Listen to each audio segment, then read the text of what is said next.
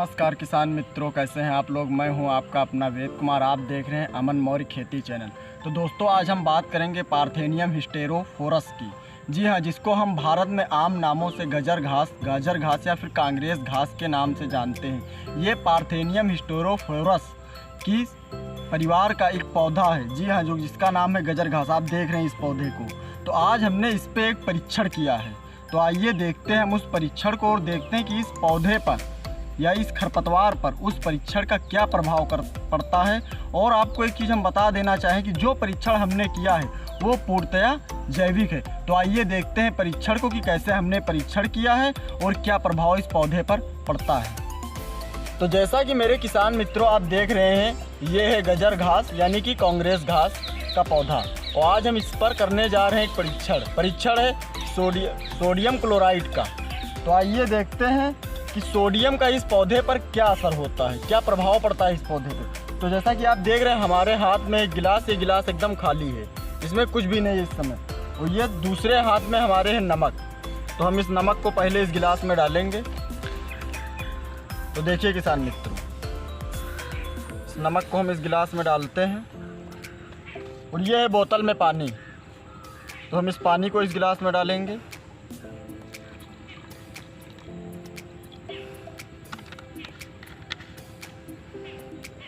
देखते रहिएगा किसान मित्रों। तो अब हम इसको इस तरह से हिलाते हैं। थोड़ा नमक गल जाने दो पानी में। दोस्तों बस थोड़ा समय लगेगा। दोस्तों हमारा जो नमक है वो इस समय पूरी तरह से पानी में गल चुका है, पानी में मिल चुका है। तो आइए हम इस घोल को अब इस पौधे की पत्तियों पे डालते हैं और देखते हैं कि इस घोल का यानी कि सोडियम क्लोराइड का इस पौधे पर क्या असर पड़ता है, क्या प्रभाव पड़ता है। तो जैसा कि दोस्तों आप देख रहे हैं किसान मित्रों कि हम इसकी पत्तियों पर इस घोल को डाल रहे हैं।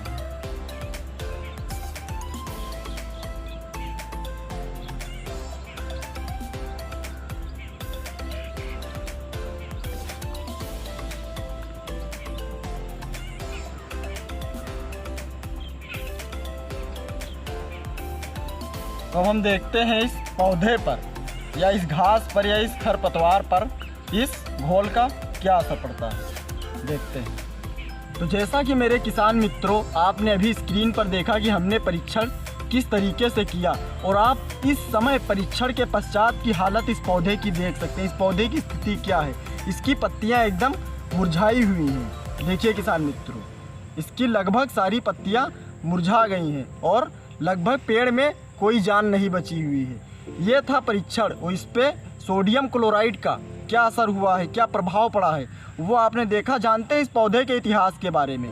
तो इस पौधे का इतिहास ये है कि ये पार्थेनियम हिस्टेरोफोरस फैमिली से संबंध रखने वाला एक पौधा है, जिसको हम गाजर घास या कांग्रेस घास के नाम से जानते हैं। इसके विनाशकारी लक्षण क्या हो सकते हैं? यह मुख्यतया खेतों में या हमारे सड़क के किनारों पर सम्मिलित देखा जाता है या पाया जाता है। और इस समय हम जहाँ पे हैं, या आपको पौधा जहाँ से दिखा रहे हैं, वो एक सड़क का किनारा ही है। तो ये सड़क के किनारे पौधा लगा हुआ। इसके विनाशकारी लक्षण क्या होते हैं?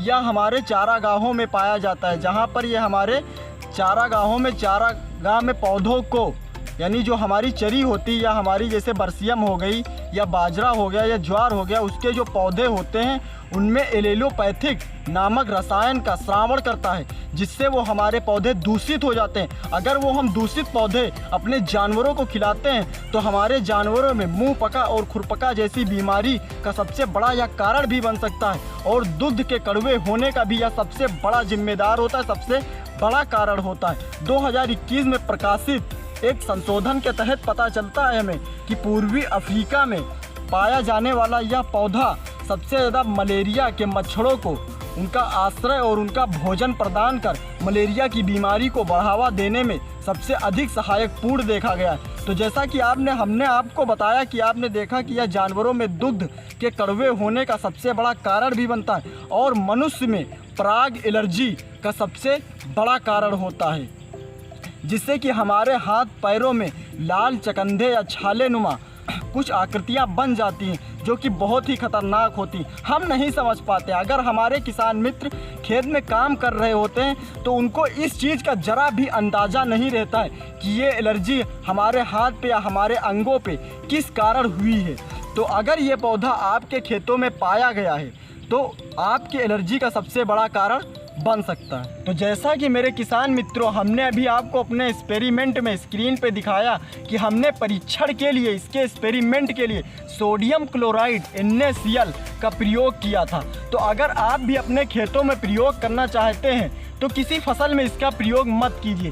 जहां पर आप अन्य रसायनों का उपयोग करते हैं जो खरपतवार नाशी हैं, सिर्फ वहीं पर ही आप इसका उपयोग कर सकते हो। और हमने बताया आप किसी फसल में इसका उपयोग मत कीजिए, क्योंकि सोडियम क्लोराइड से अन्य भी हानियां आपको हो सकती हैं। आपकी फसल पर सोडियम क्लोराइड नमक का प्रभाव पड़ सकता है। तो आप सिर्फ इसका इस्तेमाल वहीं पे कीजिए जहां पर इस तरह का खरपतवार है, और अन्य जगहों पर इसका इस्तेमाल कतई मत कीजिए। और अगर अन्य जगहों पर आप इसका इस्तेमाल करते हैं तो आप अपने विशेषज्ञ की देखरेख में कीजिए। मेरे किसान मित्रों, पौधे के संपर्क में आने से मनुष्य में जिल्द की सूजन और श्वसन संबंधी खराबी होती है। अगर यह पौधा हमारे पशुओं या मवेशियों के संबंध में आता है तो उनमें भी जिल्द की सूजन का सबसे बड़ा कारण बनता है। और इसमें जो मुख्य इसका जो विषाणु होता है, या जो इसमें यूं कह लीजिए इसमें जो रसायन होता है, वो सबसे ज़्यादा मुख्य कारण पार्थेनिन होता है।